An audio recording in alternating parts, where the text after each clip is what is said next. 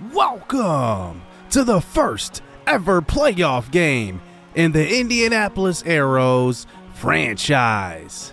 It's taken 4 seasons to get to this point, but here we are after rebuilding this team through the draft and through these young players. We finally make it here. We finished the regular season with a regular season record with 89-73 losses, and looking at the Red Sox, they had the exact same record, who we will face here in the wild card round. Our MLB roster really has no surprises here in the playoffs as far as our pitching staff goes. Pretty much all of the players that we had in the bulk of the season during that trade deadline to about September mark is on the playoff roster. But one surprise here on the bench is going to be Markeith Parsons. He can run pretty well, but one thing I like about him is that if we need to sub him in for defensive purposes, we can do that. So I like having that option, and then we decide to carry all 4 center fielders that are atop of the roster. We have 2 award winners here in season number 4. Now, we've had award winners before, like AL Rookie of the Year Pablo Reyes, but this time we have our first pitcher award. The Delivery Man of the Year is Archie Bradley. He had an unreal year, and it really came out of nowhere. Had below a 1 whip and below a 1 ERA with 44 saves. Our second award is AL Rookie of the Year for the second time in this series, and it's Tayfon Edwards, the international signing out of Jamaica. He had 20 quality starts, 1.37 whip, 3.95 ERA, but really that 18-9 record is probably what won it for him. We face a loaded Boston team who features a lot of free agent signings, including Brendan Rodgers, Trace Thompson, Juan Soto. They still have built their team around Rafael Devers, but look at the rest of their signings. Jock Peterson, they traded for Willy Adames at the trade deadline. They do have Tristan Casas, who is their second guy in the lineup that is a Red Sox still in real life. But then looking at the rest, Tyler O'Neill and Jorge Alfaro, they have built this team up through free agency, and it has shown that they are a team to be reckoned with. But can their offense really keep up with their pitching? They have Trevor Story coming off the bench versus right-handed pitchers. That should really show you how good they are. They also have Marcelo Mayer on the bench.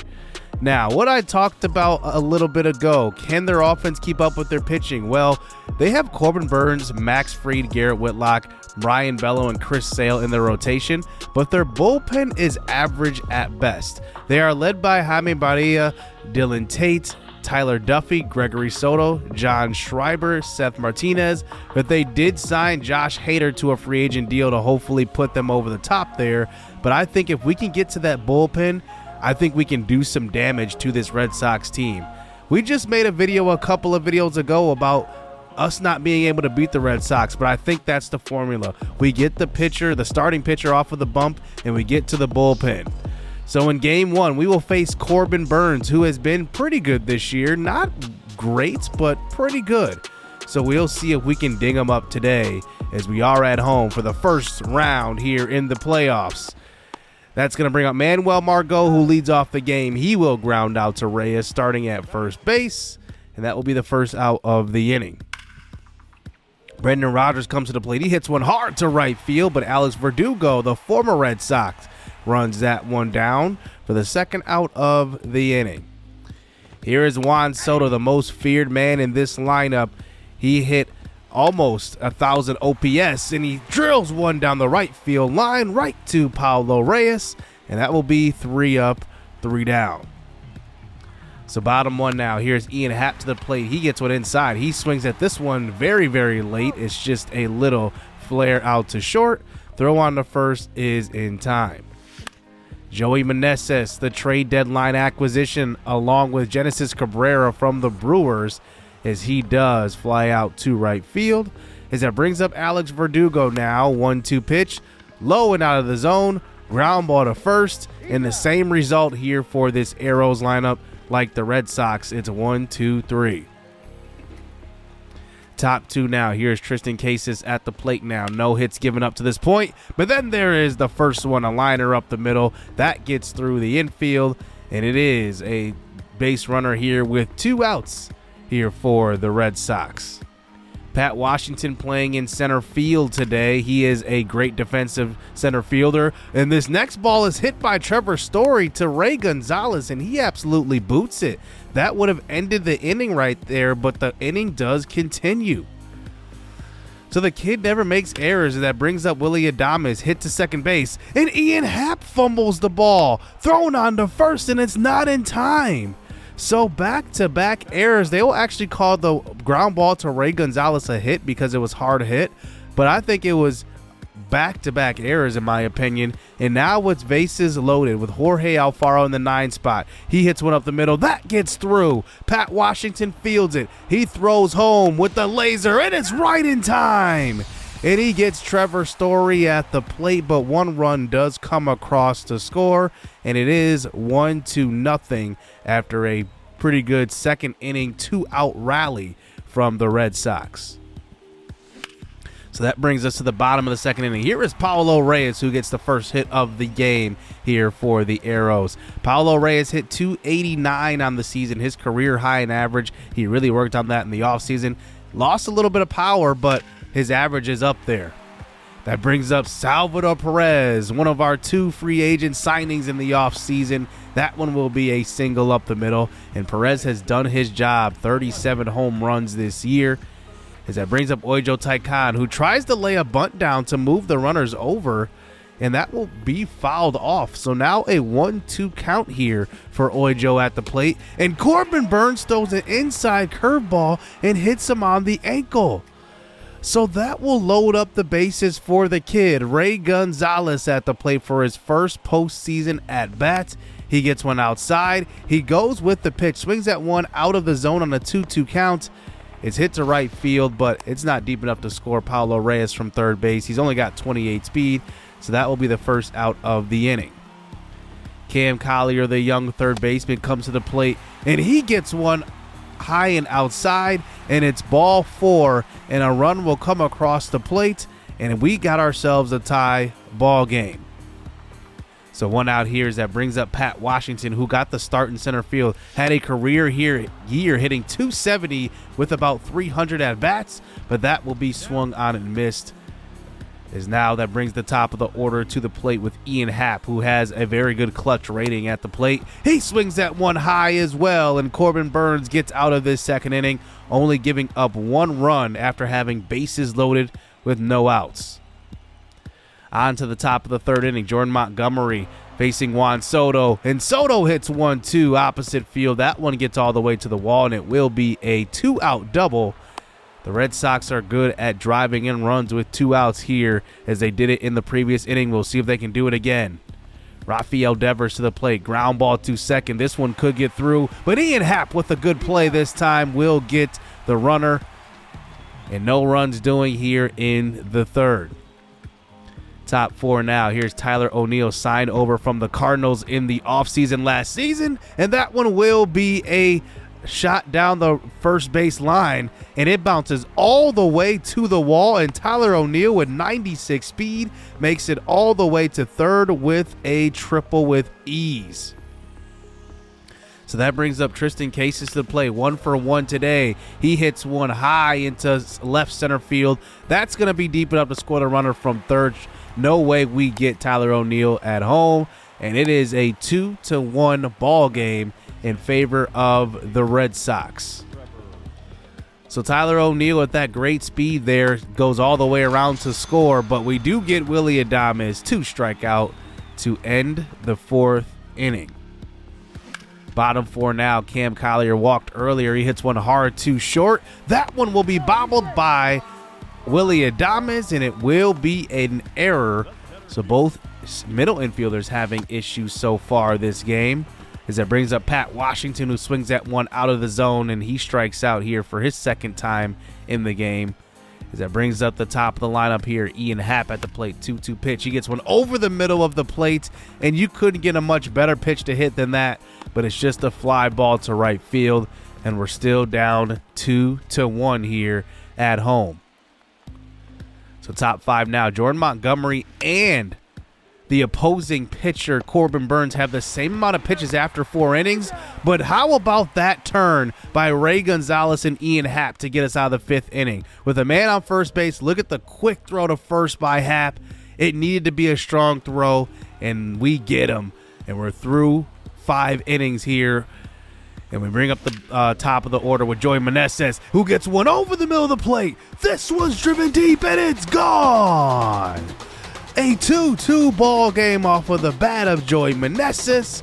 We acquired him at the trade deadline, and it pays dividends here in the playoffs. 425 crushed to dead center, and we got ourselves a ball game here. Indianapolis is coming to play today, and we still got the middle of our lineup up as that brings up Alex Verdugo to the plate after that home run. He gets one over the middle as well, and he hits one to right center. That one was smoked. Verdugo doesn't have great speed, but you could make it to third in this ballpark. But how about Tyler O'Neill with that closing speed on that ball in the gap, and it saves a potential triple. As now we have a man on second base here with Paulo Reyes to the plate. He had a single earlier. He hits one well up the middle. That one is fielded by Adames, and he throws on to first. What a good play by him. He possibly saved a run as well.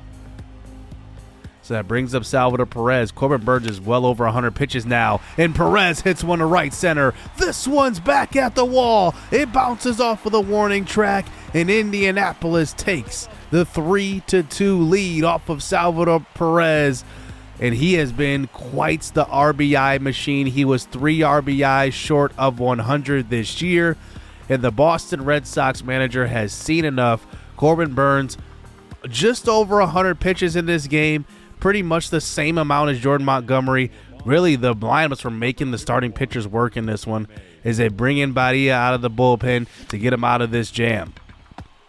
Hoijo Taikan hits one to first base. Oh, a low throw to the pitcher covering the bag, but somehow still stumbles and recovers there, and he gets the out at first base. That brings up Ray Gonzalez with 2 outs, and Gonzalez cannot get it done, and it's still a 3-2 ball game. Gonzalez had a big opportunity to drive in a run right there. The same as the Red Sox, the Arrows go to the bullpen and bring in Genesis Cabrera. A couple of lefty batters at the plate, including Juan Soto and Devers, and Soto just makes him pay. Hits one to right center, and it's a ground rule double. We thought the lefty-on-lefty matchup would help there, and it didn't much. So Cabrera is interesting. He is a very, very good pitcher, a decent ERA, a very good whip, and that's why we traded for him at the deadline. And now he faces Rafael Devers at the plate. 3-2 pitch. That one's low, and that's going to be strike 3 swinging as that brings up Tyler O'Neill, and he will walk. Well, so they got the speed demon on first, so anything to the gap is likely going to score 2 as it brings up Tristan Cases to the plate. 3-2 pitch. 1 out. Ground ball to third. Cam Collier. Oh, look at the throw to second. On to first. It's a double play. The Arrows get out of the jam right there off of the great backhand and throw to second by Cam Collier. So that brings us to the bottom of the 6th inning. We've seen a lot of 2-out rallies in this game as we have 2 outs here in the 6th as Ian Happ gets a base hit to opposite field. That brings up Joey Meneses to the plate. 1 for 3 today with the solo home run. And now he has an opportunity to extend this inning as he hits one well to right field. A perfect swing all the way to the wall. His 2nd of the game. Joey Meneses from the Nationals has given us quite the boost here in the postseason for his 2nd home run of the game. What a start to this postseason by Meneses. We know he's a late bloomer in his career, but he gets it done. It's 5-2 here in the bottom of the 6th inning.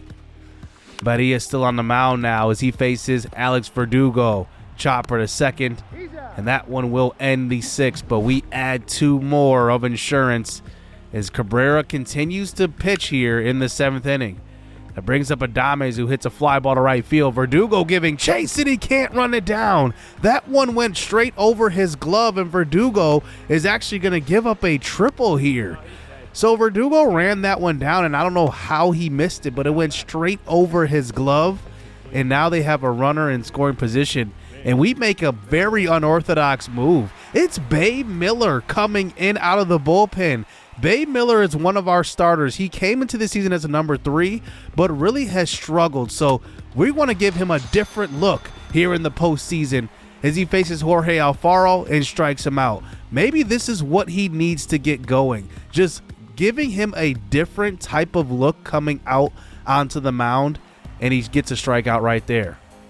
2 outs as he faces Manuel Margot, who hits 1-2 right field, and that will be a single. It's 5-3. That was just a good swing by Margot. That was not a bad pitch from Miller.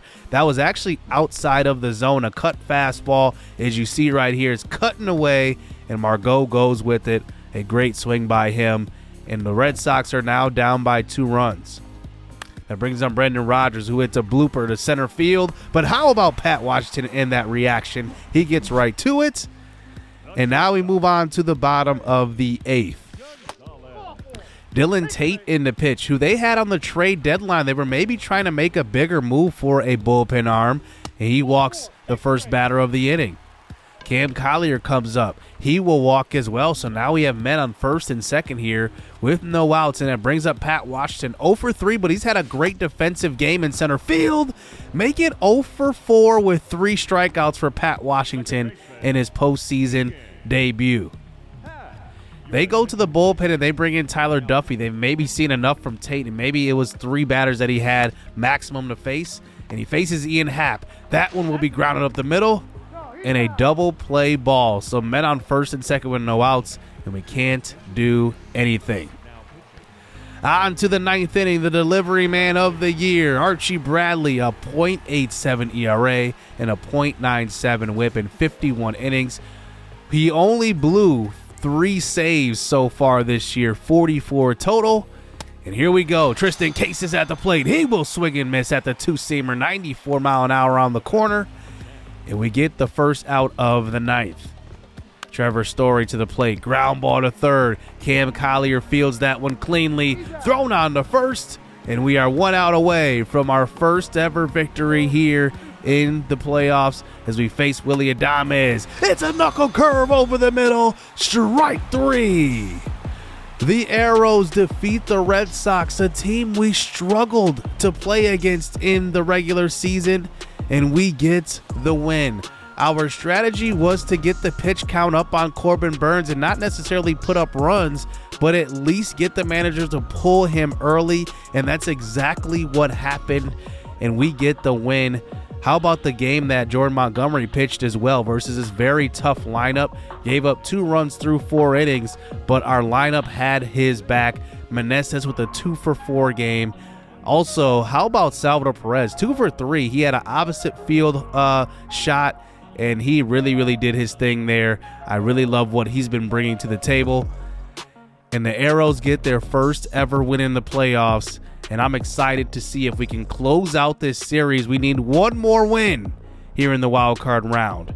Hit subscribe, hit that like button. Stay tuned. Let's get it. Let's go. Money, I got time to get it. Target on me, so my car's a tenant. Dancing with the devil, I don't bargain with it. Bobbing in the dash, and the stick is with it. And I hit the 4-5 on the west side. But I'm from the east side, this how we slide. This how we ride, yeah, this how we ride.